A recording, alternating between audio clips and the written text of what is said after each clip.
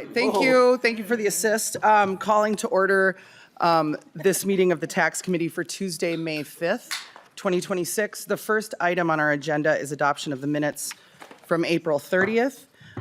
Vice Chair Joy, have you had a chance to review the minutes? I have moved the minutes. Excellent. Vice Chair Joy has moved the minutes for April 30th, 2026. Is there any discussion on the motion?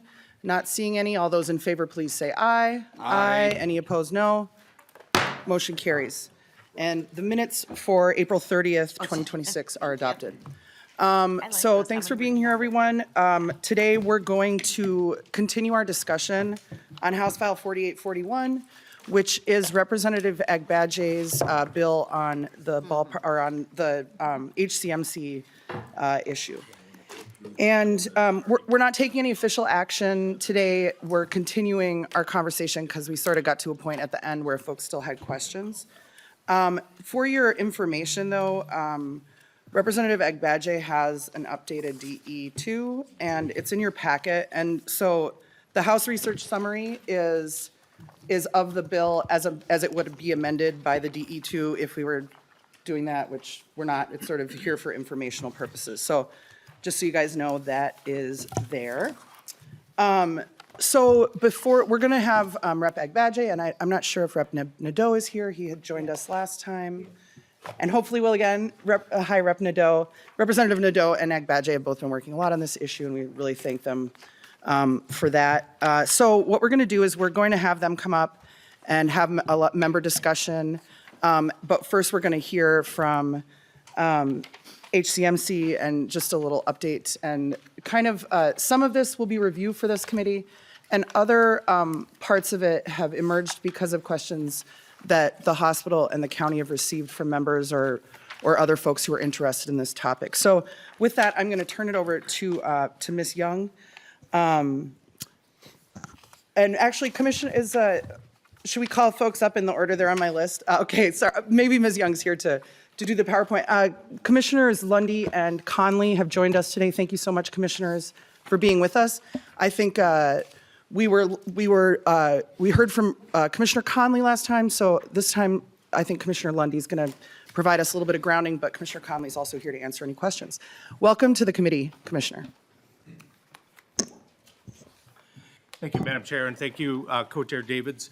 My name is Jeffrey Lundy. I'm a Hennepin County Commissioner, as well as serving as Chair of the Hennepin Healthcare System Board.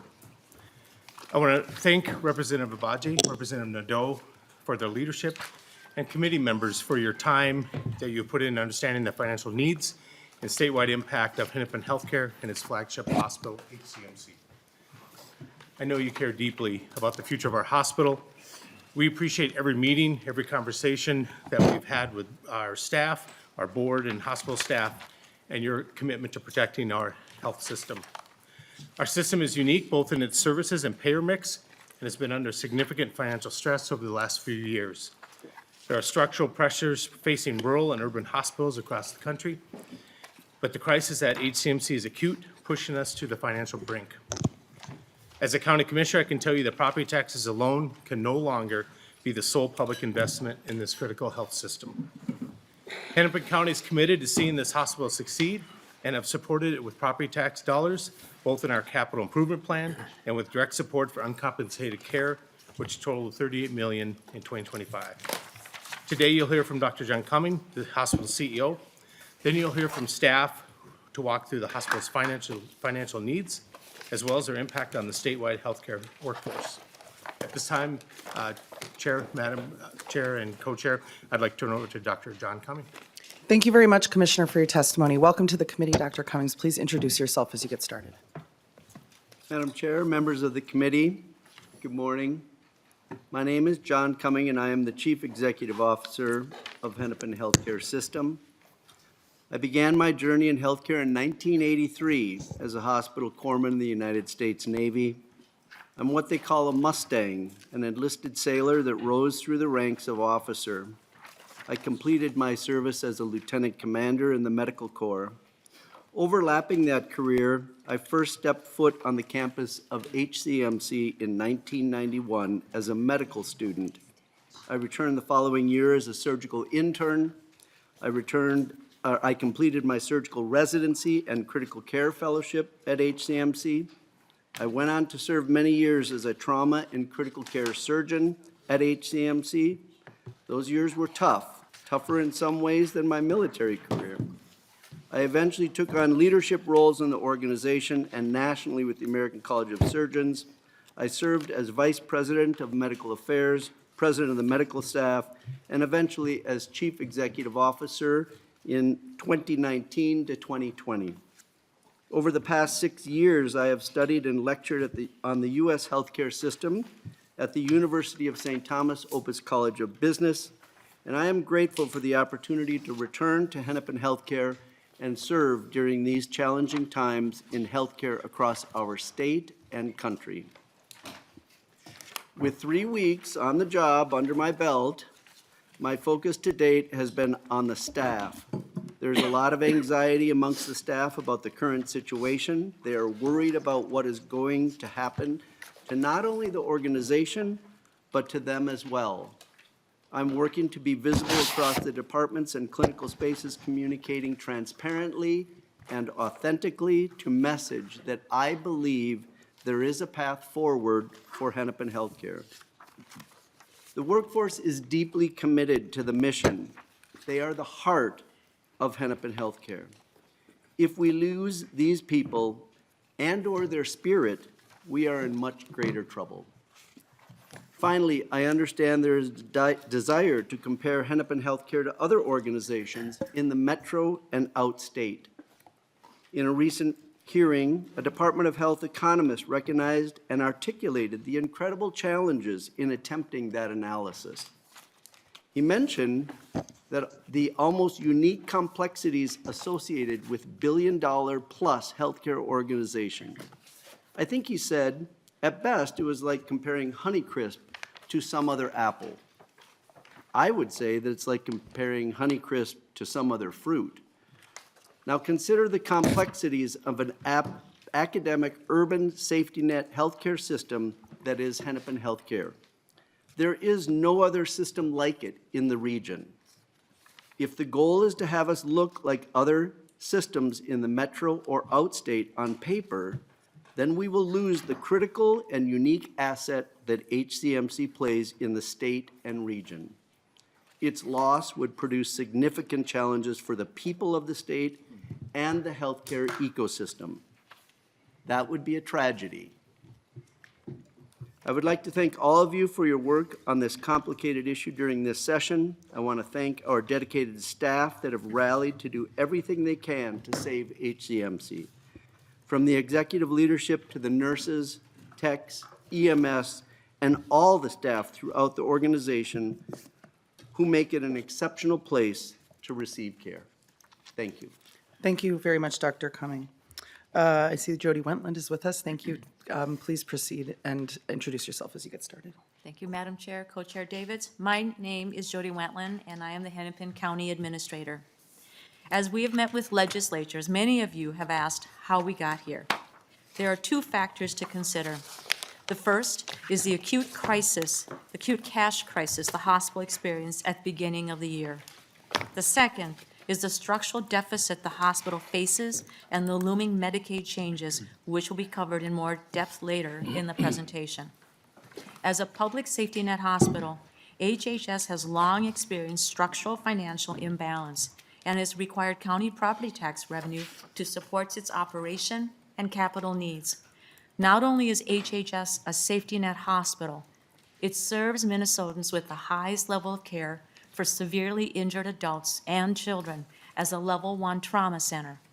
This represents the most complex and expensive care. As I said, this is a structural deficit and not one we can cut our way out of because most of the hospital's programs generate revenue. You cannot make cuts to expenses without inevitably affecting the revenue coming to the hospital. Hennepin Healthcare does not have the financial reserves of other hospitals, and so when normal budget deviations occur, they do not have the cushion to absorb those changes. For example, At the end of the last year, the health system was still adjusting to the end of the public health emergency and presumptive Medicaid eligibility, as well as the disruption to billing from changed healthcare event. So when UCare closed last year and temporarily stopped paying claims, the hospital was unable to make payroll for the first several cycles of 2026. The health system took immediate steps to stabilize their cash position. However, many of those steps are not sustainable on ongoing reductions. Next slide.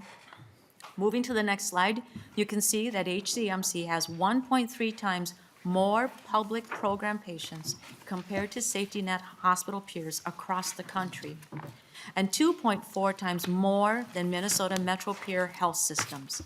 The high rate of Medicaid patients make the hospital especially vulnerable to Medicaid changes that impact revenue. I also want to call attention to our staffing levels compared to other health systems. They are driven by trauma readiness, teaching requirements, and patient acuity. Those are fixed needs. There are also increased expenses with a complex patient population that requires additional staffing, patients that may have housing instability, transportation challenges, or a need for interpreter services. What differs is that our revenue are lower than peer systems, which makes staffing appear high as a share of revenue. Next, Mr. Charles Essler will walk through the hospital's finances. Excellent. Welcome to the committee. Please introduce yourself for the record as you get started.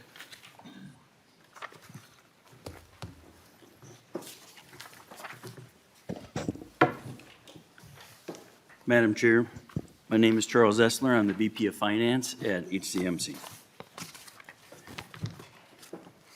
On the next slide is the hospital's payer mix and mixed trend over the last decade. You can see the increase in uncompensated care, the large percentage of public programs, and the steady commercial market. I want to first draw your attention to the top lilac color. That reflects the percent of self-pay patients in essentially uncompensated care, which rose from 6% to 8% from 2020 to 2024. That led to a $60 million annual increase in uncompensated care costs for the system. This demonstrates just how vulnerable the hospital is to even seemingly small disruptions. We anticipate volatility will worsen as H.R. 1 is fully implemented. We expect many patients to lose Medicaid coverage from increased reauthorization requirements, and HHS will lose directed payments, a critical funding stream. And that brings me to my second point. As you will see on the slide, Medicaid managed care in gray represents our highest volume of patients and the best payer.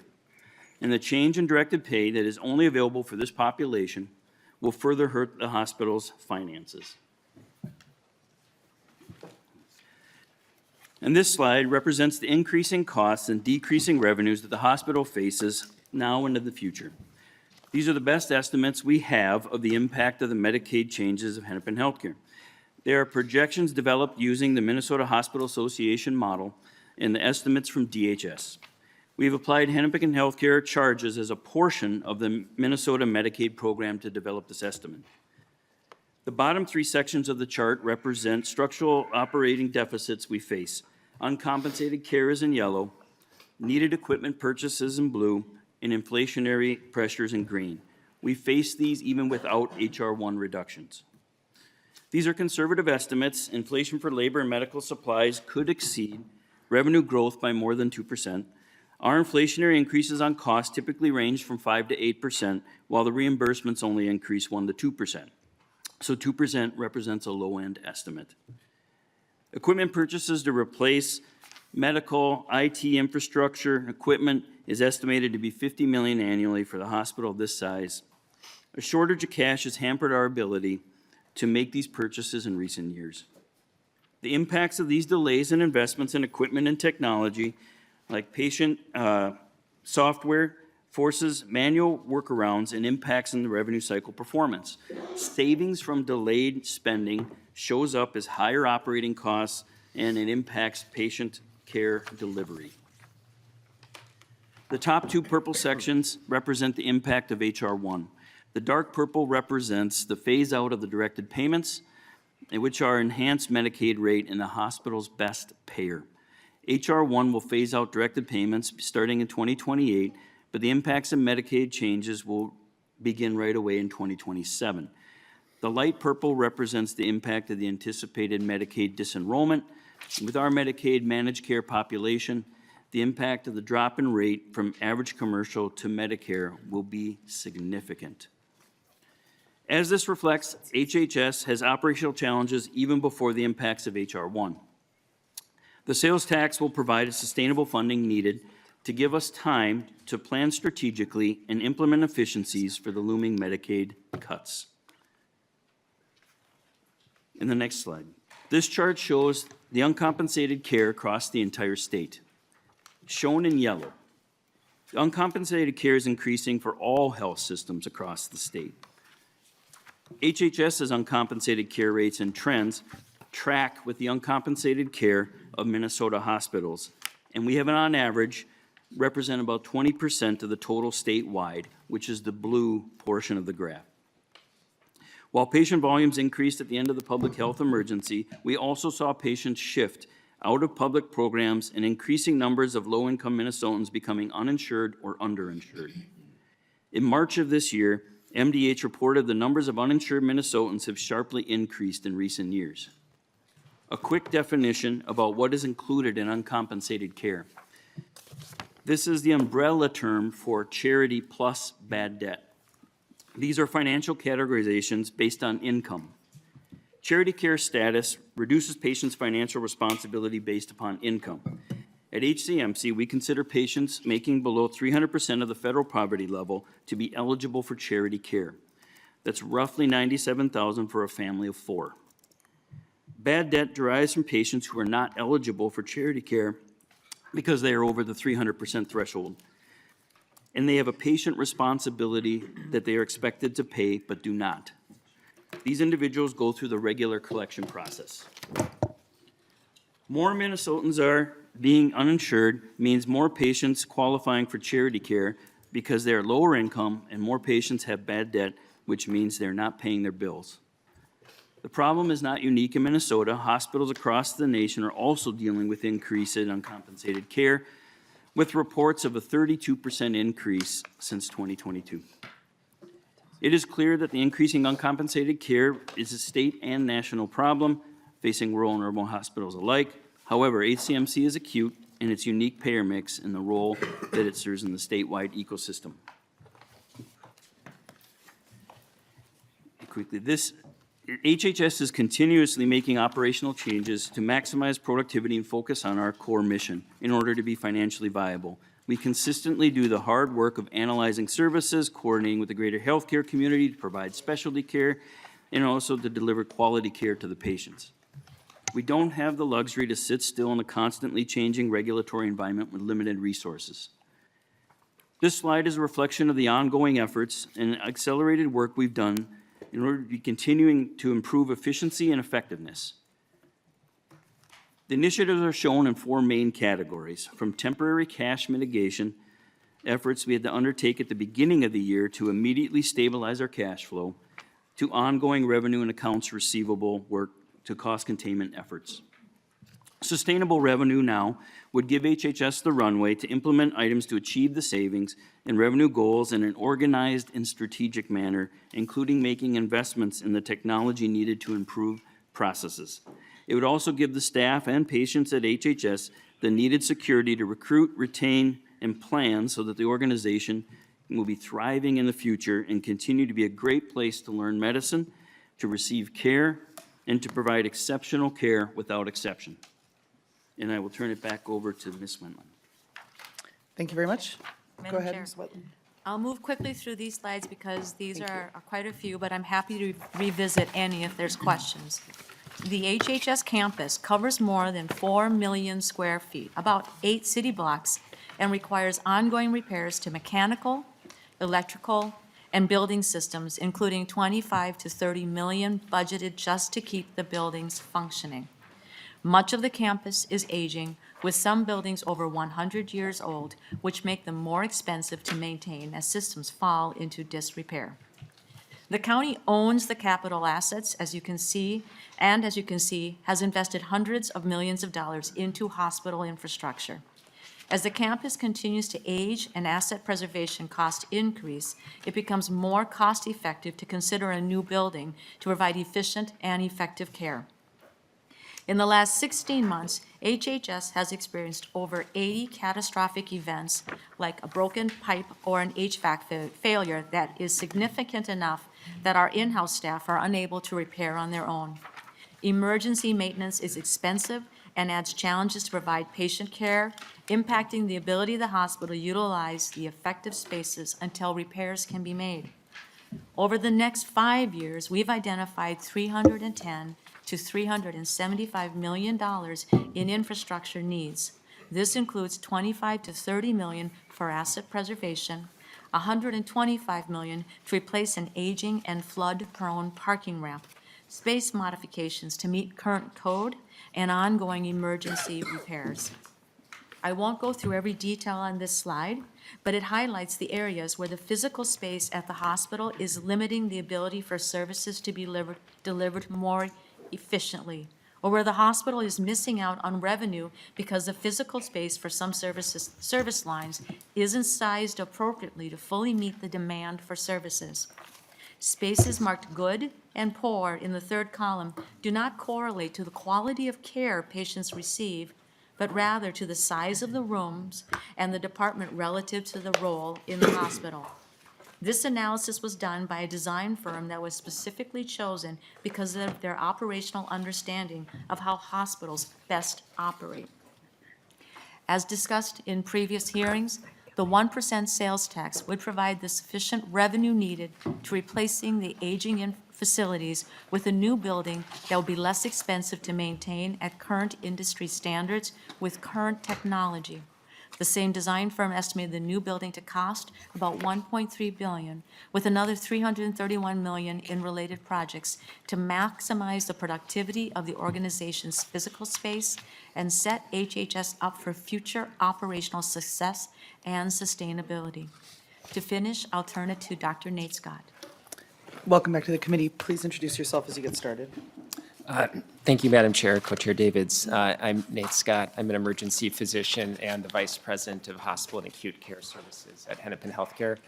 I want to talk with you briefly and review our partnership with hospitals around the state. Last year, 130 facilities from across the state transferred patients to Hennepin Healthcare. 109 of those facilities were outside of Hennepin County, totaling 2,100 patients in total. The vast majority of those patients come for our core services such as trauma, stroke, burn, renal transplant, ECMO, and hyperbaric medicine. I'll talk for a minute about our workforce impacts as well, and I want to discuss what I'm hearing and seeing from my colleagues, many who have been at Hennepin Healthcare for decades, as they make the difficult decision to leave the place that they care deeply about. For example, in our internal medicine primary care clinic alone, we've had 8 provider resignations since January, which is more than the last 4 years combined. At this rate, we could lose about 36% of our internists by the end of the year. A single departure from a critical area like neurosurgery, rheumatology, neonatal intensive care, hyperbaric medicine sets us back months or years and impacts the patients who rely upon us. These patients are leaving our organization due to instability, worry that we will close, or surrender our mission. Critical providers who are eager to care for complex patients who are essential for a 24/7 level 1 trauma center are not easy to recruit to. If you lose a neurosurgeon, a critical care expert, a trauma surgeon, you're at risk of losing your accreditation. How many oral surgeons choose jobs with trauma care, night and weekend call for less money over centers that close at 5, don't work off hours? Not many. These are highly trained clinicians, and recruitment in these areas is difficult and can take years. When we lose capacity, health systems across the state absorb that strain, urban and rural alike. Recruitment is also at risk. We train doctors practicing across the state of Minnesota, as well as running training programs for nursing, pharmacists, techs, EMS, and other healthcare fields. When medical students choose Hennepin for training, it's a binding contract for the duration of their training. This spring, in our last recruitment cycle, several deans from medical schools around the country called us stating a competitive student was questioning them whether Hennepin would be around and whether they should choose another place to train. Our financial instability is affecting us in this way. This recruiting cycle, we lost several applicants for this reason alone. And these decisions have impacts that ripple across time. Our trainees are pipeline to becoming our practicing physicians at the medical center, in addition to practicing elsewhere across the state. Our pipeline and our current mission-driven work is part of our secret sauce. We're on the brink of financial crisis and need a sustainable funding solution this year that assures our workforce and hospitals across the state that we can continue to provide exceptional care without exception. Thank you.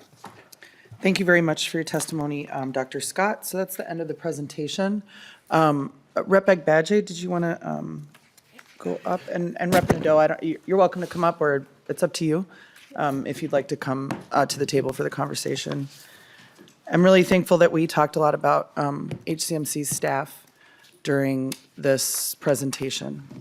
6,500 to 7,000 people work here. It's the largest employer in downtown Minneapolis. And I want us all to try to put ourselves in the position of, these are dedicated medical professionals. They choose to work in this setting. It's harder, as Dr. Scott mentioned, than a lot of other choices they could make. They choose this mission-driven organization. And if you are a young provider and you're like, okay, you have family considerations, you have financial considerations, you might be in $400,000 of debt. So we have to think about we've talked a lot about the institution this is for our state and our region as a place of certainly like incredible care, but also education. And what are those choices like for a new provider, for someone who's considering coming here? If all those providers were to go and line up at every other hospital in the area, if HCMC were to close, those are the kind of considerations that I want us to think about. So thank you. Representative Agbaje, please go ahead and talk about your DE. Sure. Thank you, members and co-chairs of the committee. So this today is just a continuation of our discussion that we've had about the conversations around HCMC happening at the legislature. So for additional consideration, as a draft, we're not moving on it today, but presenting another option that could be more of a framework for what a full proposal to address the crisis at HCMC could look like. This option includes funding from the existing ballpark sales tax and general fund dollars. The amendment also includes a framework that addresses the discussions related to governance of HCMC as it receives resources from the state.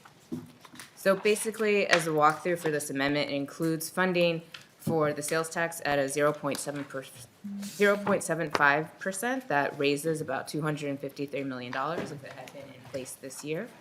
And that would support capital investment needs at the hospital. These can include both short-term needs like equipment and IT needs, as well as long-term infrastructure needs and longer-term operational stabilization needs. In addition, it can also help support future expected cuts from HR 1 and other volatility in healthcare, as we saw earlier in the presentation. This option also brings in the structure from the bill that Representative Hewitt is carrying and that Senator Wickland is carrying in the Senate. And that hospital stabilization grants would support immediate operational and cash infusion costs for HCMC and begin a fund where other hospitals could apply for funding to address their own operational needs. The draft amendment does not specify a named grant for North Memorial, as it would be eligible to apply for the hospital stabilization grant. The draft amendment also leaves the position on capital expenditures for the baseball stadium the same, considering that we are still using that tax. The governance pieces included in this amendment include a directive to the county for setting up a hospital board by early next year. In parallel, a task force would also be in place to begin digging into some of the more difficult questions of ensuring long-term stability for the hospital. And this approach to governance is similar to a draft that Representative Nadeau presented in the Health Committee during an informational hearing about a couple weeks ago. And so that essentially, if you put all those together, is kind of what a full legislative intervention to HCMC could look like. I can turn it to Rep. Nadeau if you have any other pieces to add. Otherwise, we are happy to go to member discussion, as I know that was quite important for folks. Excellent. Thank you very much, Rep. Agbaje. So first on the list is Chair Swedzinski. Can you put me at the back of the list? That'd be all right, thank you. Yeah, before the chair. Okay.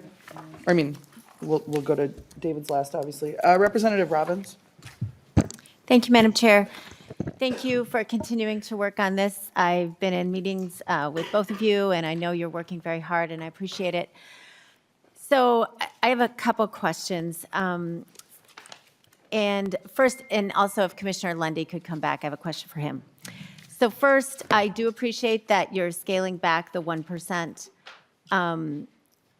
But last year, just in case other members weren't on the committee last year or are from Hennepin County and don't know this, like, we were dealing with this last year, and the tax increase at that point was 0.15%. And then this year, all the issues you just talked about, governance, the board, all these things, like, I know you were working in the interim, I really do, but like, here we are a year later, and instead of just extending the 0.15, you start out asking for the full 1%. So going from what would have been 54 million to 344 million, now we're scaling it back a little bit. Did you say 253 million? Okay, 253 million. So last year, 54 million was apparently sufficient, and now we say we need 253 million? So help me understand how that scale of growth in the need happened. Representative Agbaje? Yeah, I'll have Commissioner Lundy can expound more on that, but our understanding is, based on what was presented last year, was that the hospital, the needs of the hospital, I don't think were fully apparent when we were discussing what an extension of the ballpark tax would look like last year. Sometime over the summer, we all heard the news that Hennepin County Board had taken over the hospital board, I believe it was in August of '25, and so we knew at that point that something else was coming. Since that time, the hospital has been sharing more information. As you said, you've been in some of those meetings. They shared a little bit more today, that based on U-Care failing, uncompensated care costs rising, that those needs have now grown exponentially, and then future needs based on kind of what's been happening in healthcare in general show that there is a continued need for some resources from the state government to help stabilize the hospital. So that is what has changed in the interim. If those things hadn't happened, I think we would still be talking about an extension of the current tax. But I can give it to Commissioner Lundy to expound more if you would like, Madam Chair. Commissioner Lundy? Anything to Thank you, add? Madam Chair. Representative Robbins, I think Representative Agbaje stole a lot of my thunder, but I think we learned about the financial challenges that the hospital was facing the same time you did, which was in June when they gave an interview to the Star Tribune, which would have happened after session. So going through that session last year, we were under one financial kind of belief. And then we had that, and then the U-Care dissolution and things, HR 1 passing, it means that the future impact. And so those kind of things coming together created that perfect storm that we had to step in August and start to bear into those numbers. We discovered that capital equipment needs were not being purchased, things that were done to help keep the hospital going, that really just piles the future up on that budget. So, yeah, I would say a lot has changed since that last session last year, and all of it financial. Representative Robbins? Thank you, Madam Chair. Thank you, Commissioner. So I appreciate that. It's very concerning that the board was completely unaware. As a Hennepin County resident and representing a slice of Hennepin County here, I find that lack of oversight shocking and disappointing. But we are where we are, so I get it. So you mentioned U-Care, and I do think we'll have to get into that more, but my understanding is U-Care owes the hospital $45 million, and they have been ordered to pay it by the end of the year. So that really doesn't need to be seen as not being addressed. So could the county cash flow the $45 million till December so that that piece of that is off the table? Commissioner Lundy? Oh, I'm sorry, Madam Chair. I think at that time last year, we didn't know about the U-Care. And so I think that hitting, the hospital being a safe net hospital, we don't carry large cash on hand. And so any kind of fluctuation can suddenly cause problems that are very timely. So if we carry a couple weeks of cash on hand, that is actually good. And so I think when you see those kind of incidents happen like that, those are direct impact on that. And so the UCare thing, at that time last year, we didn't know that they were going to pay.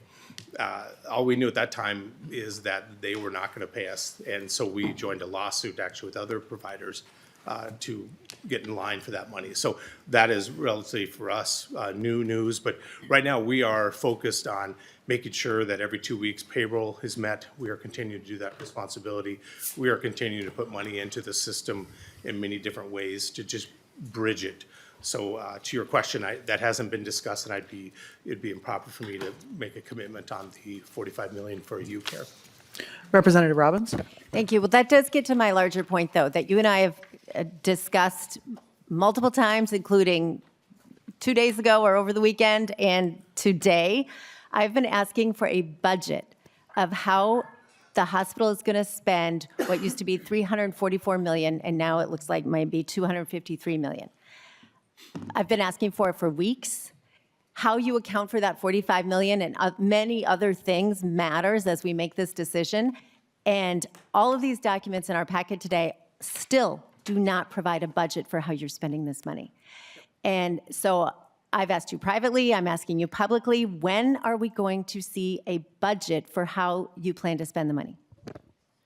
Commissioner Lundy. Madam Chair, we are prepared today to walk through a budget. We do have the information available in our slides. So certainly welcome today. The new amendment today, we haven't had an opportunity yet to kind of take that number in, but we can certainly, I think, talk about the budget as it is right now. Thank you, and I appreciate that. I see the lady coming up. But if it's the same thing that I've heard over the last 3 weeks, then I'm not really interested because it's not actually a budget. So I want actual details of how you're going to spend the money, and unless that's available, I don't want to waste the committee's time. I do have another question for Representative Agbaje, or maybe for you, Commissioner, if the Madam Chair will Yep. allow. Thank you. Representative Robbins, please proceed. So this was my question at the end of the hearing last time, and according to this MDH report, the charity care visits at HCMC have tripled since 2022, which is far higher than any of the other safety net hospitals. So in 2024, HCMC spent $233 million on charity care. Region spent $77 million, and Robbinsdale North Memorial spent about $7 million. So, and that's a tripling in 2 years. So can someone explain to me what's going on in the charity care space? Thank you. Representative Robbins? Yes. Oh, just what number or what numbers are you referring to there, just so that the rest of the committee can follow along? Are they the MDH? Yes, it's from numbers? an MDH report from Okay. 2024. thank And there's a code, actually, I learned about which codes this came from. Let me see if I can find it again. So it's a data code 7056 and 7057 in the report. Thank you. Thank you. I see Mr. Essler's joined us. Please proceed. Yes, Madam Chair. Yes. So in part, the variance is due to the volumes going up since the pandemic. And then also, the coverage has decreased since the end of the public health emergency. So that has shifted who's no longer eligible for, and moving them to charity care. The loss of coverage and enrollment increases the uncompensated care. And as we saw earlier in the slides, all hospitals are experiencing this increase in uncompensated care. It's not only us, but we are more acute than the others, excuse me. In addition, ours are about 20% of the state average, as we saw. So everybody's going up, we're going up with the change of coverages. And then also, in our part is the use of, we have a presumptive eligibility, it's called. And what happens is it's an automated system that we can check FPL levels. And that has shifted within the total uncompensated care from bad debt to charity. So what that does is, if we can already tell you are below the FPL limit, we no longer send you to bad debt first, and instead that goes straight to charity. So it skips the cycle. So you'll see a shift in the uncompensated care from that as well.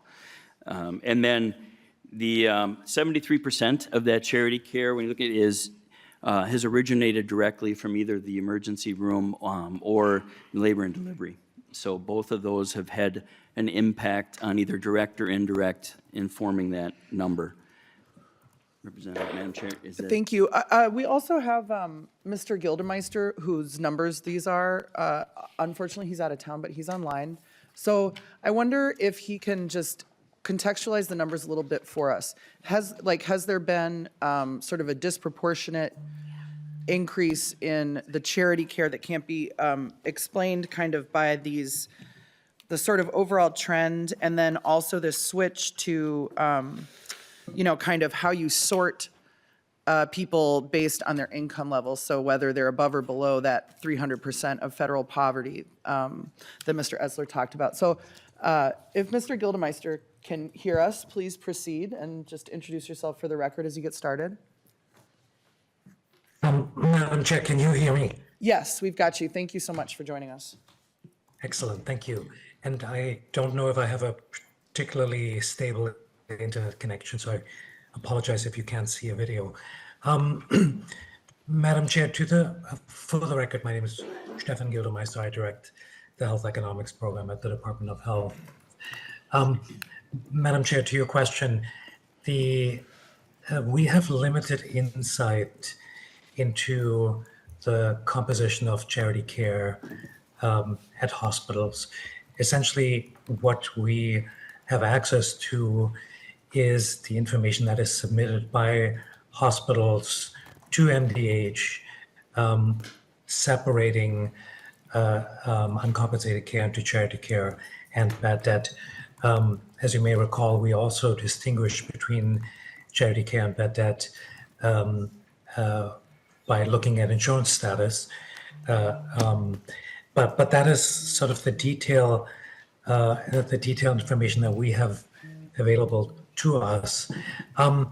The other item that may have, or the other change that may have affected how some hospitals report charity care and bad debt, and in which category, relates to passage of the Debt Collection Act of maybe 2 years ago. A number of hospitals, as a result, and I can think of regions in particularly, had a shift from bad debt to charity care.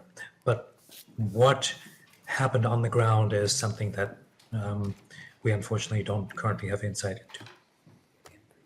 Thank you, Mr. Gildemeister. Representative Robbins. Thank you, Madam Chair, and thank you, Mr. Gildemeister, and thank you to the testifier. If you could just come back for a quick second. Thank you. So that was super helpful, especially learning about the presumptive eligibility discussion. And I wondered if you could just say more about that. So basically, what I thought you said is that when someone comes in and you look at their financials, and if you automatically think they're below the limit, you enroll them basically in charity care. Is that accurate? Mr. Eisler. Madam Chair, Representative Robbins. Yes. So to elaborate on a little bit of the process, yes, and to get into just a little bit more of the details.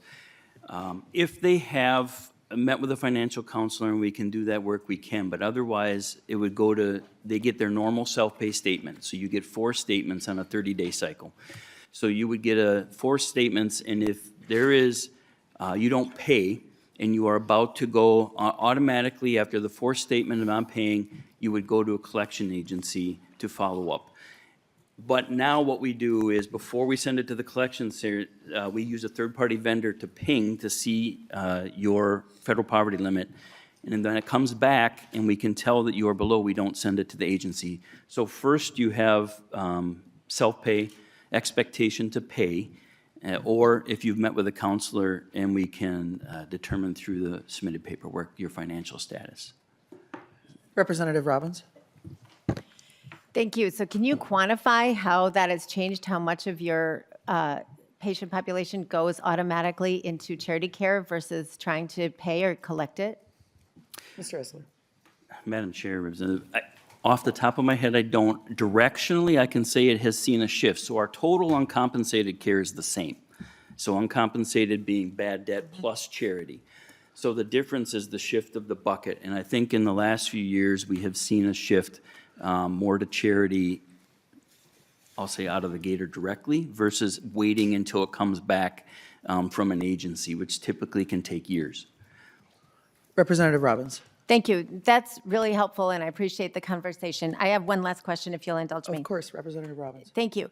So, as I mentioned, I represent Hennepin County, and our taxpayers have had the following tax increases: metro area sales tax for housing, metro area sales tax for transportation, retail delivery fee, 7.79 property tax increase from 2025 on top of a 5.5% property tax increase in 2024.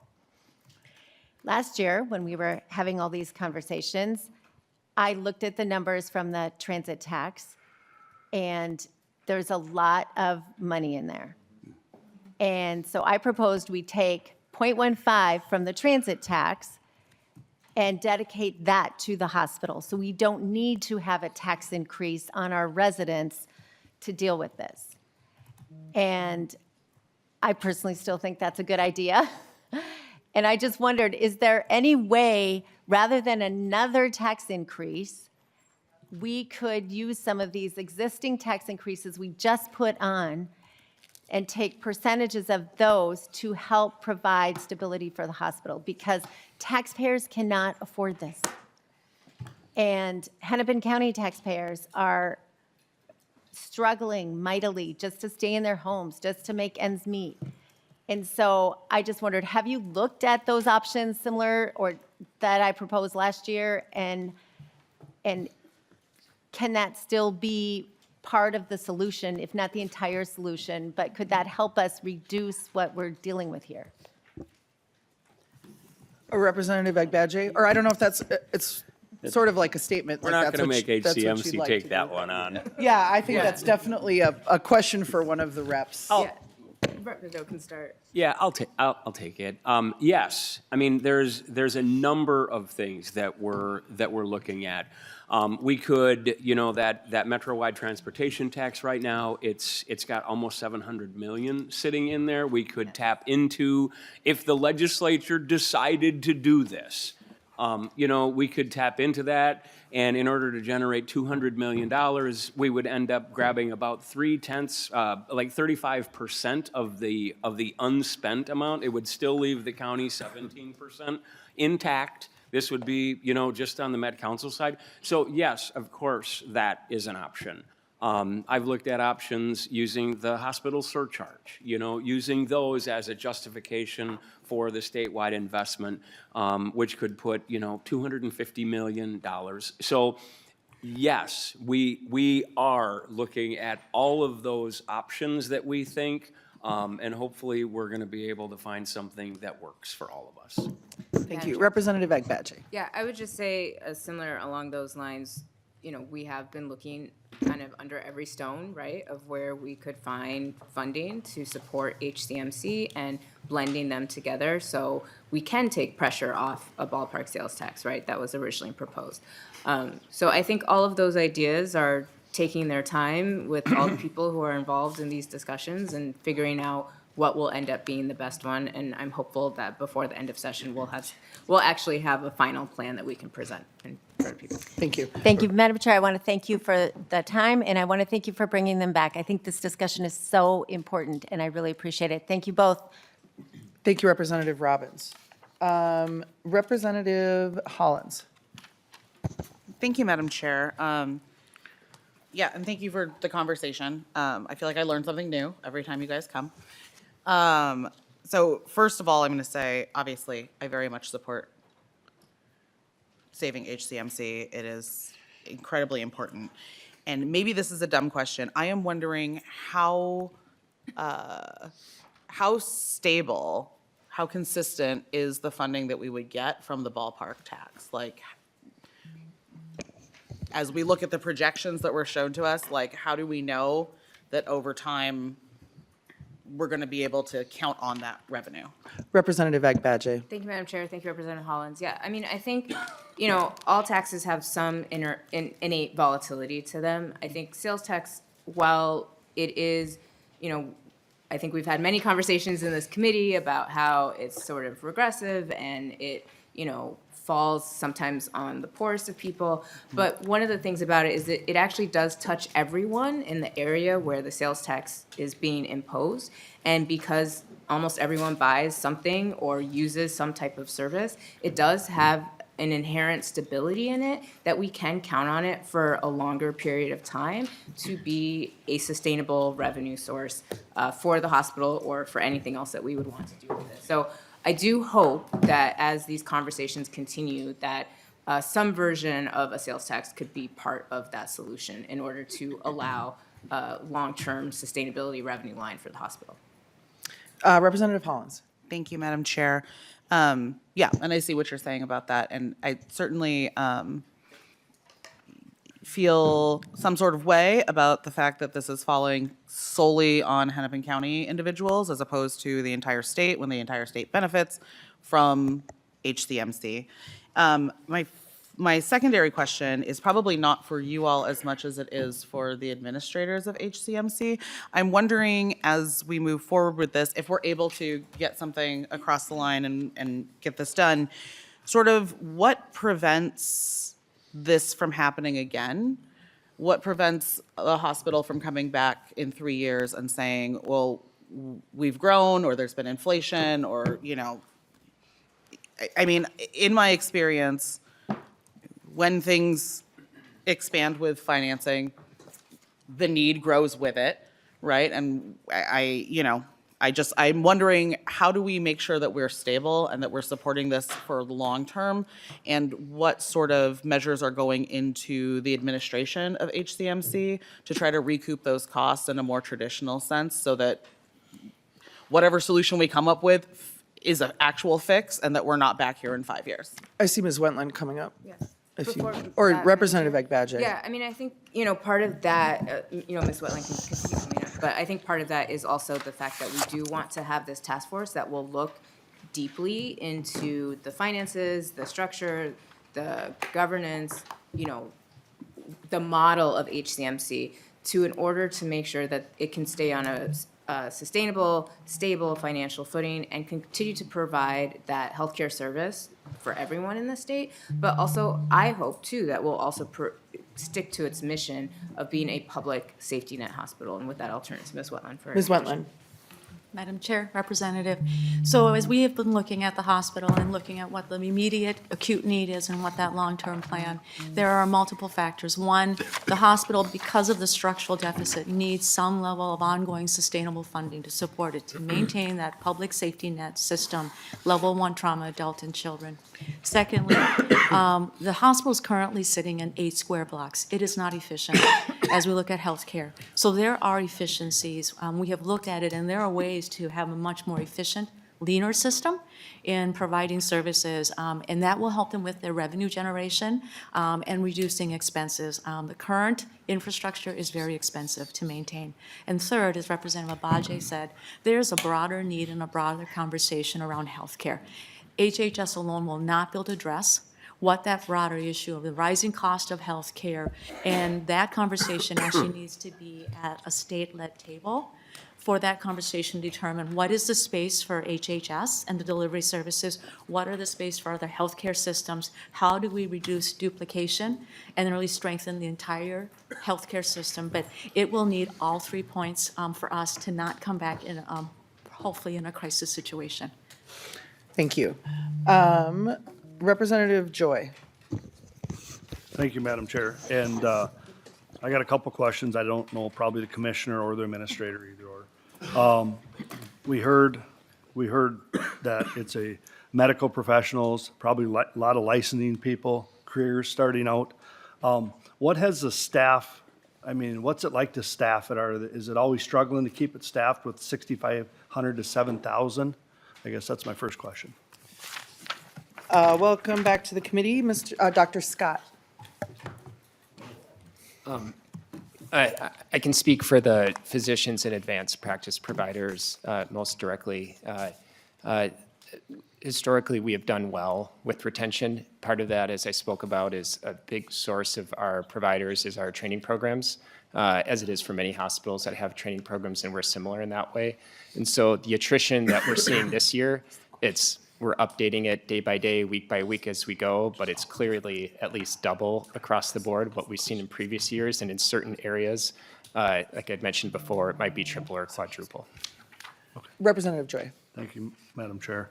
So one of the questions I have, what impact has a paid family medical leave had on the hospital? Like when you're taking licensed people out of that and just trying to fill that gap for the 20 weeks or the 12 weeks they're gone? What impact has that had with overtime, or what cost has that had? Thank you. Dr. Madam Dr. Chair, if Scott, I sorry. could refer to Mr. Essler for that. Mr. Estlin.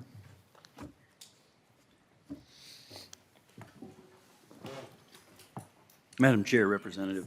Couple of thoughts on the paid family. It's early. We're only several months into it.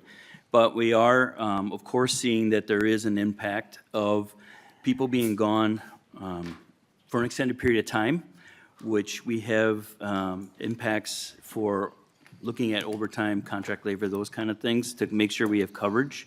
But admittedly, we've also had lower volumes in the first quarter and those kind of things. So it's offset some of those needs with the need to resource and staff that. And of course, as we get into trauma season, what we call in the summer, it starts to get up. Hopefully, all those things will start to come back.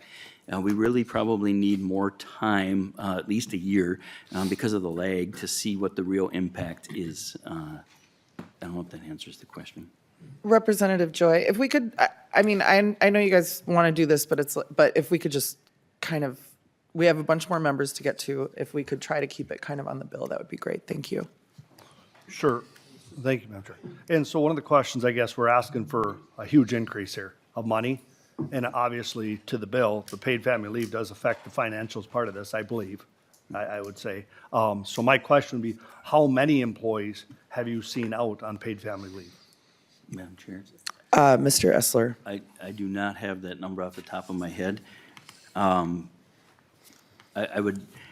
don't know that it would be an increase of people who are normally out anyway. It would probably be a difference in how we funded it, because we were also self-funded through some of our short-term disability previously, which you get credit for. So I don't have, I would need more time, but I could get stats. Okay, Representative Joy. that's it. Thank you, Madam Chair. Representative Freiberg. Thank you, Madam Chair. Just a comment more than anything. So I appreciate all of your work on this, Representatives Agbaje and Nadeau. I like much of what you've done with the amendment that's here. The governance change is important. Giving the county bonding authority could be helpful. The stabilization payments are important for HCMC's long-term solvency. I do have some concerns with the removal of North Memorial. When we heard the bill last time, I spoke about the important work they do and their statewide reach. They are located in Hennepin County, where the tax would be applied. They serve a disproportionate share of patients on government-sponsored insurance. They're facing increases in costs, along with upcoming cuts from the federal government. HCMC and North Memorial rely on each other, and neither can absorb services cut by the other. I know if Representative Hewitt's uncompensated care relief program is enacted, North would be eligible, but I do worry about the adequacy. I do like that this program is funded from the general fund rather than Hennepin County taxpayers covering the full cost of what's essentially a statewide asset. At the same time, HCMC is so important to the state and the region. Closure would be devastating to the state and the region. I've heard from numerous constituents about how critical HCMC is and constituents who work there. I was really impressed with the testimony we heard both today and at the last hearing about HCMC's critical facilities like the hyperbaric chamber. Just in short, there's a lot to juggle with this bill. I know this isn't the final product, and I appreciate your willingness to take input from members, Representative Agbaje. So I know a lot of members are on the list, so I just wanted to get my thoughts out there. So thank you, Madam Chair. Thank you. Up next, Representative Hewitt. Thank you, Madam Chair, and unfortunately, I probably have a little bit more than I should say about this, but this is definitely my space. I've worked in ERs. I was a little bit, I think there's some confusion here also that I want to clarify in Representative Robbins' space. Number one, In all the ERs I worked in them for over probably 10 to 15 years of my career in the EMS even. Not once have we ever ran a patient's financial background when they come in that door. I want that clear to the state of Minnesota that that never happens. Doesn't matter if you're from Maple Grove, Farmington, or Rosemount, you're gonna be treated. And we don't care what color you are, what nationality you are, when you show up at a hospital in Minnesota, you are going to be treated. The problem here lies with, if we were to design Hennepin County today and where we would put it, it'd probably be in Golden Valley. Because Hennepin County is surrounded by many other hospitals. And many people that carry insurance probably prefer some of these other hospitals. And we keep going back on what is charity care. Well, Hennepin County gets it all. Why do you think all these other hospitals are worried about Hennepin County closing? Because they're gonna get the charity care. And that's gonna have a major impact. And right now, our ERs are overcrowded. There is no doubt, any of us that have toured them, any of us that know them, it's just really a mess for them right now. And Hennepin has been like the top flyer in this area. The tax about the roads, and again, I appreciate my colleagues from the other side of the aisle looking for every possible rock to turn over here, and I think that's what we all have to do. But remember, Minnesota has the third largest roadbed in the nation.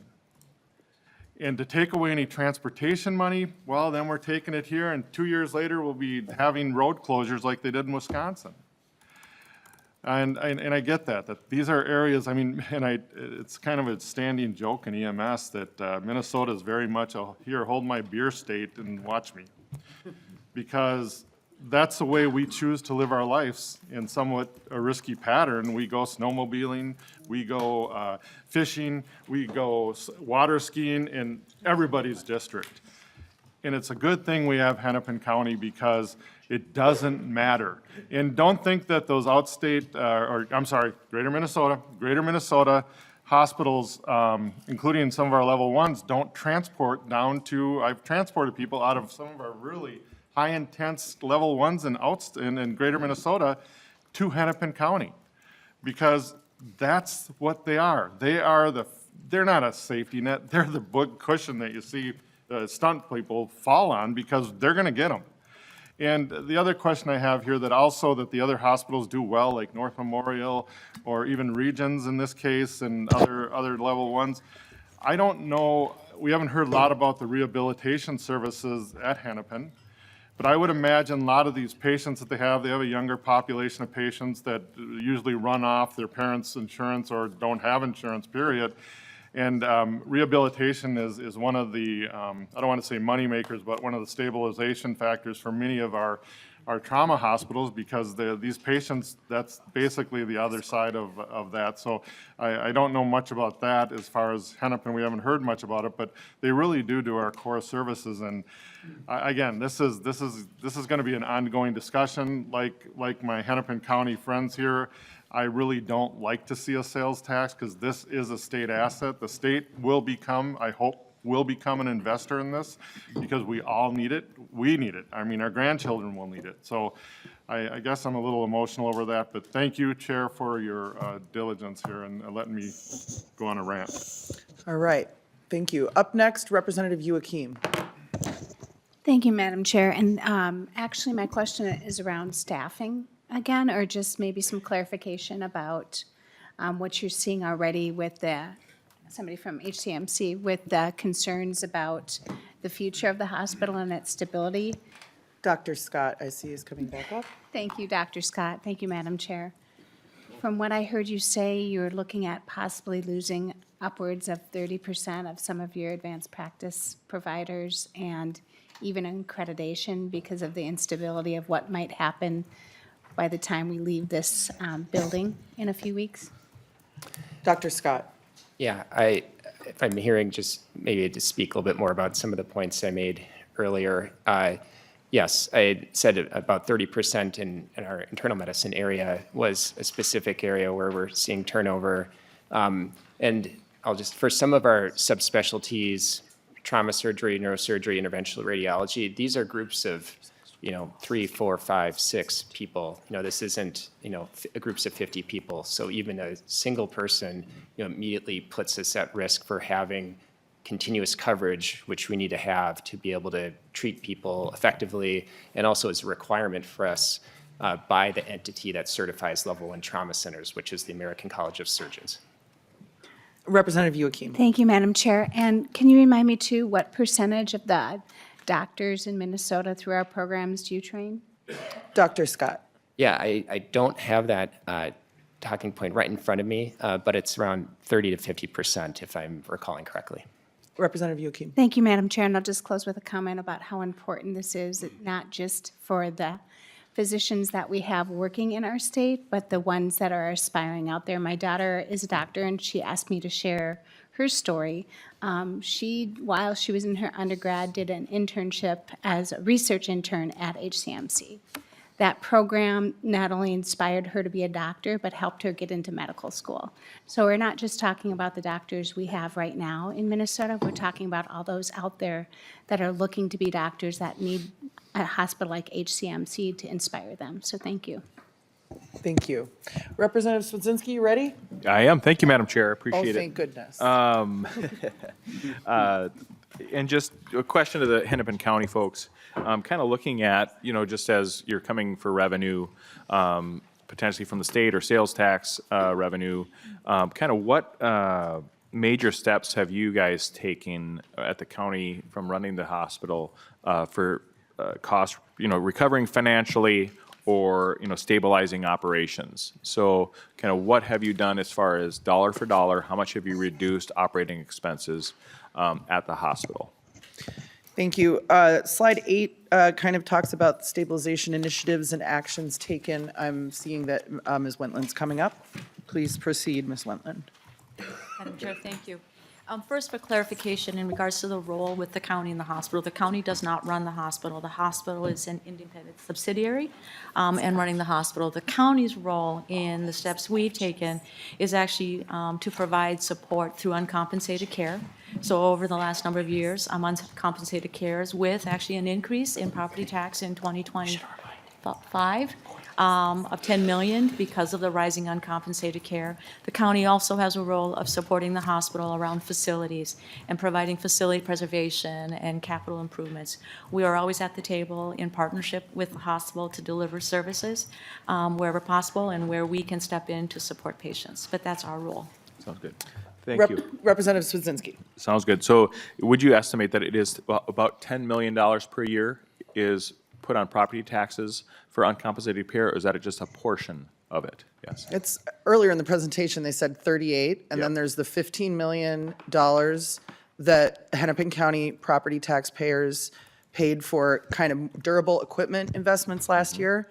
And then there's also the $30 million, I believe, every 2 weeks that the county is basically taking out of its reserves, which is, of course, invested, earning interest, earning income for the county. They take that $30 million out and lend it basically to the hospital every 2 weeks so that they can cash flow and make their payroll. And make their payroll. And then additionally, because the county is the property owner of that 8-block old 50 to 100-year-old facility that we talked about, the Hennepin County taxpayers are also paying the debt service on any improvements or any maintenance that happens there. So this is the other thing that we need to think about, right? Is that we're all talking, property taxes obviously are top of mind. And what we have heard, this sort of consensus of like, this is a statewide asset, everybody uses this, 40% of the trauma and burn issues come from outside of Hennepin County. And yet what we have is Hennepin County property taxpayers subsidizing this asset for the whole state to the tune of tens of millions of dollars a year, which personally, as a Hennepin County taxpayer and one who represents tens of thousands of them, I would like us to acknowledge that this kind of hidden subsidy is happening and take it up from the state side. But sorry, you got me on a little bit of a, when I learned about the tens of millions of dollars of property taxes from just Hennepin County, that's subsidizing this hospital. And the sales tax, obviously 25 to 30% of it comes from people outside. You guys all love to come to Hennepin County and spend dollars in our entertainment districts. And so, so I understand, obviously, you guys have all heard me rail against sales taxes for how many years?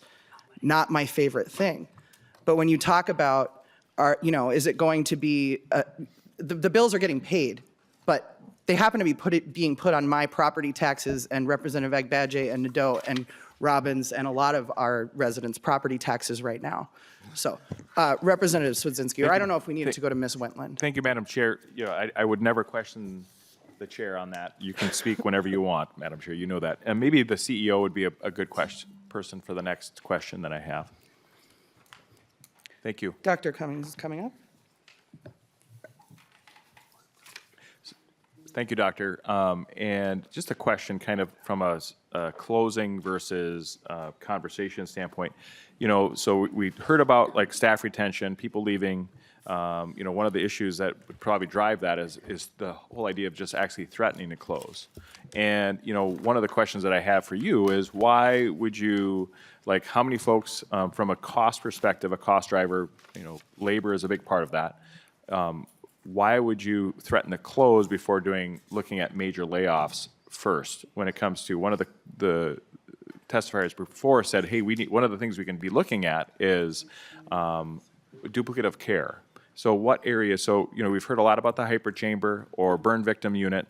Obviously that's very specialized, but that's what we hear about. So what areas of service do you have duplicative care that you could be, if you're looking at primary care, low-end access versus the high-end specialty care units, how are you looking at that right now?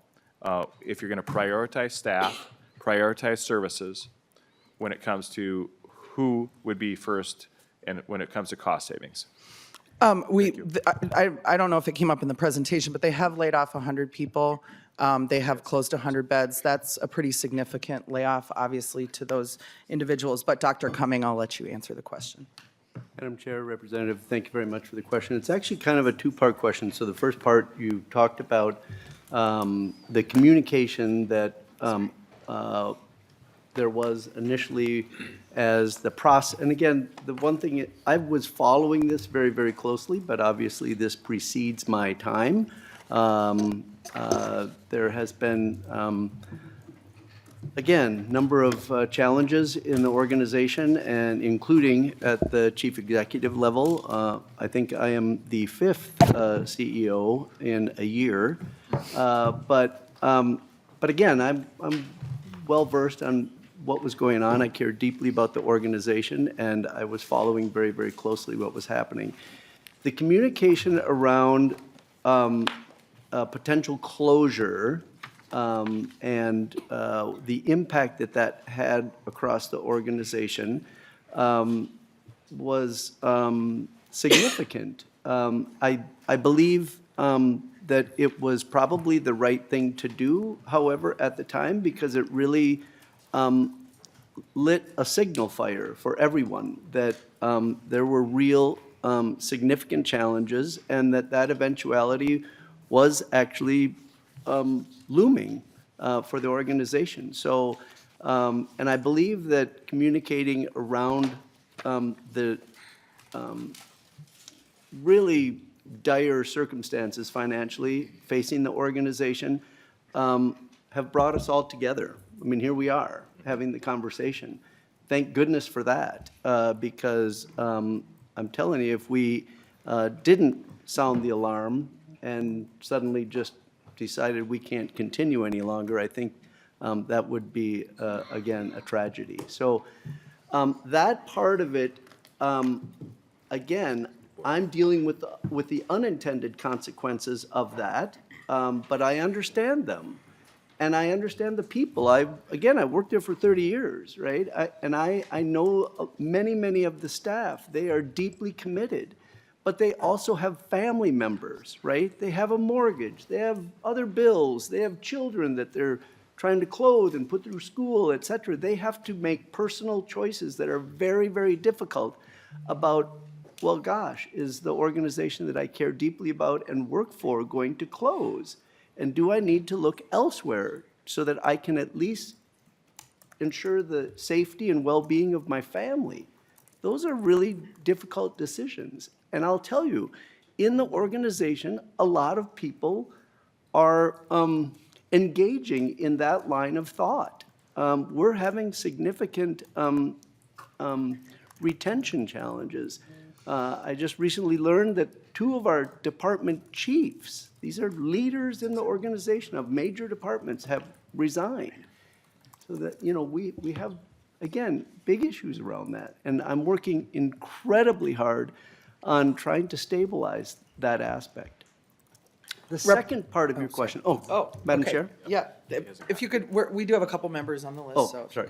The second part of the question is really about, you know, the initial cuts that the chair has mentioned. There were about 6 programs closed, 100 FTEs or so. We've flexed 100 of the beds so that we don't have to staff those. There were significant savings with those reductions already. But then that also compounded once people saw that there's these layoffs and et cetera. Now it compounds the anxiety, right, around the workforce. There was the message that, oh, we may close, and now there's program cuts and personnel cuts and et cetera. So we really have to try to take that anxiety down, take the heat down, while we consider our path forward. But, so anyway, I guess that would be my kind of long-winded answer. Thank you for the time. Representative Swedzinski. I'm good, thank you. Representative Anderson. I'll be brief. Can Commissioner Lundy come up again? Go ahead, Representative. So and I ask have, your question. what's the county share for the Blue Line extension? Assuming there is a federal match, which I doubt we'll have. Commissioner Lundy? Yeah. Yeah, right now, we're in the process. I think we haven't got the final numbers, but we are striving for the federal full funding grant agreement to be near 49%. That's our goal. But we won't know that until that is decided later this year. Representative Anderson. Thank you. What's the dollar amount, assuming the 49% from the feds? Okay, which I don't think will happen. Okay, we talked about this. What is the dollar amount that Hennepin County is saving for the Blue Line extension? And it has already saved significant dollars. Commissioner Lundy. Yep, sorry, doing my on-the-fly studying for numbers, Madam Chair. No problem. Representative, so about 103 million is how much we're collecting. We expect our share might be anywhere from 1.1 to 1.5 billion for the Blue Line. Thank you. Representative Anderson. Yep, sorry, Madam Chair, thank you. This is an easily solvable problem by taking these dollars and moving that into healthcare within the county. This is easily solvable. And, I mean, I don't need to go into a thing about what I think about the train lines, but you know, this is a very easily solvable, without raising taxes, with existing resources. That 1.1 billion is going to turn into 3 or 4 billion because there won't be a federal match probably. And we've seen what's happened with the gold line, you know, or the other one, the green line. So it's just, that is another very viable option that would take a tiny little thing in legislation allowing them to do that. So, thank you. Representative Roach. Thank you, Madam Chair. I just want to first start off with my comments by, you know, thanking the professionals, the doctors, the surgeons, the nurses, all the health professionals at HCMC that provide the care that Minnesotans across the state rely on. With that said, one thing that I haven't heard, I think the elephant in the room is how did we get here? And the reality is how we got here is this thing that happened in 2010, which is referred to as the Affordable Care Act, also known as Obamacare, which clearly is anything but Affordable Care Act. There was a report done back in 2016 that was, you know, essentially pointing this out and you know, having the warning signs of exactly what was going to happen. This is a report that you could all look up. It's a Mathematica Policy Research report. And, you know, this is a direct result of the Affordable Care Act. And now, unfortunately, because of these bad federal policies, that's now being impacted by our hospitals, and also bad, policies within in Minnesota that's impacting our property taxes and overall cost of living in Minnesota, is having a negative impact. And now, because of the result of that, we're now, as a legislative body, trying to put blame and gaslight the taxpayers of Minnesota as if it's their fault, as if they have to pick up the burden of bad federal policy. And unfortunately, the hospitals are being caught in the middle of this. And I just want that to be out there for the public record, for Minnesotans across the state to realize that this is a result of 15 plus years of bad federal policy that's now negatively impacting Minnesotans. And we have hospitals that are looking to, for hundreds of $millions to stay afloat because of uncompensated care and bad federal policy. So. Thank you. We're still waiting, speaking of 2010, we are still waiting for that repeal and replace plan. We're still waiting for literally any idea about how to address the crisis of uninsured and underinsured people in this country. In 2008, there were 9.1% of people in Minnesota were uninsured. Today, it's 5.8. It's gone up from being at 4.1 in the 2 years after the ACA was put into place. You and I probably both agree that that was like way too much of a corporate giveaway, but we're literally still waiting for any plan at all, any plan to address the crisis of healthcare costs, underinsurance, and uninsurance in our country. I'm not seeing anybody else on the list before we go to Chair Davids to wrap us up. Is there any other member that has anything? Chair Davids. Thank you, Madam Chair. A couple things here. Hennepin County's been clear about what it wants for the hospital, but not about what it actually needs. The information has been missing since the initial funding request. What level of funding is required for HCMC to remain financially stable? That'd probably be for Dr. Cumming. Dr. Cumming, or maybe Mr. Essler wants to come up and take that one, since he's the finance guy? Thanks. Or whoever would like to come up, or Mr. Matthews, or Ms. Wentland. Whoever comes up will answer it. I don't know. I'm gonna stop guessing. Because I really believe that no amount of state funding will save the hospital. The hospital has to save itself, and we want to help you get there. But there's going to really have to be some changes. So what level of funding would you need to make it financially stable? Ms. Wentland. Madam Chair, Co-Chair Davids, as we provided in the information, the overall needs of the hospital with the graph that was presented in regards to uncompensated care, the request for the 1 cent covers those needs, operating as well as capital. Our team would have to look and evaluate further if any adjustments on that, and we can bring back more information. But at this point in time, that is the information that we have presented to you. Okay, and thank you very much. Chair Davids. Thank you, Madam Chair. We need to get creative in the last few days of session because that's not going to happen. The 1% is, we don't have the votes for that. So I like some of the ideas I'm hearing today, and I think we need to get very, very creative here very, very quickly. Now, we're proposing hundreds of millions of dollars of cost to Hennepin County taxpayers. Does this bill include a referendum? Ms. Wentland, Chair or Agbaje, Representative Agbaje. Thank you, Madam Chair. So far, the drafts and bills that have been out there do not include a referendum. Chair Davids. Thank you, Madam Chair, because I know what this committee thinks of local option sales tax, various cities and so forth coming before us. That's kind of one of the first things we talk about is there a referendum? So I think that's going to have to be something that we're looking at here also. I want to thank the staff at Hennepin County Medical. I never want to meet any of them, but if I do need them, I want them to be there, and that's what all of this is about. So we have to go back though now. Remember the triangle? It was HCMC, Twins, North Memorial. I see one leg of the three-legged stool is not in the amendment. So we've got a lot of work to do, and of course, 12 days in this business is a lifetime. We can put it together. We'll get it figured out. So Thank you, Madam Chair.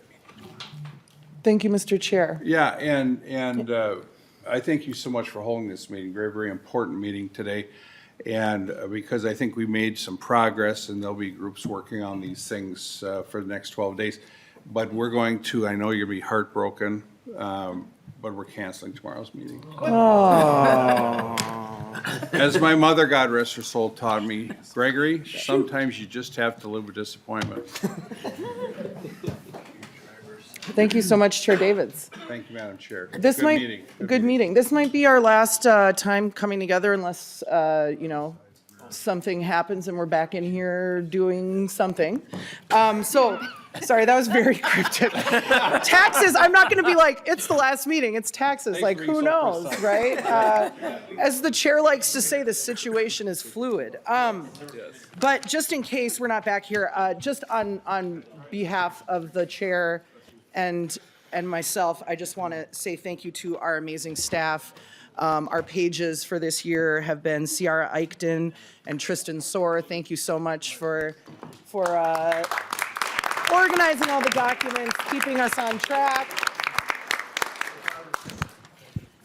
As always, to the dream team and the nonpartisan staff, Chris Clayman, Sean Williams, Jared Swanson, Justin Cope, Cynthia Templin, Katrina Highmark, thank you so much. Thank you so much. We know that under like normal circumstances, your job is very, very hard. And I sometimes think about what it's like to have two chairs. Like, it's double or maybe triple the work, it feels like. And so, you know, and we know that it's also like you guys are staff to all of us. And so, you know, you can't pick favorites, and you don't. And you are just so diligent and committed to your gig and your professionalism. And so we just thank you so deeply. Partisan staff, Sean Haydorn and Jacob Cohen, our partisan researchers, thank you so much. To our CLAs, Sumira and Jennifer, thank you. Patrick McQuillan and Sam Moyer, keep the chair and I in line. Our vice chairs, Representative Joy, Representative Norris, and all of the members, thank you so much. We have great conversations that are very respectful and really substantive in this committee, and I know that we just both really appreciate all of you. Mr. Chair. I don't mean. No, Okay. come on. Here we Okay, are. I totally agree with everything you just said. We have But- tremendous staff, but, but I would personally like to thank a House research person, Alexandra Hagler, for all the work you do. Yes, thank you. And Madam Chair, ditto what you're saying, I'm on board. Thank you. We say like some years are hard, like some years it's like everything's in property tax, some years everything's in corporate, everything's in income. This is one of those sales tax years. Thank you, Ms. Hagler. We appreciate you. And thank you. And Rob Hubbard, our House info person who somehow writes interesting articles about what happens in tax committee. We thank you so much for sharing what happens here. There being no further business in front of the committee, with that, we are adjourned.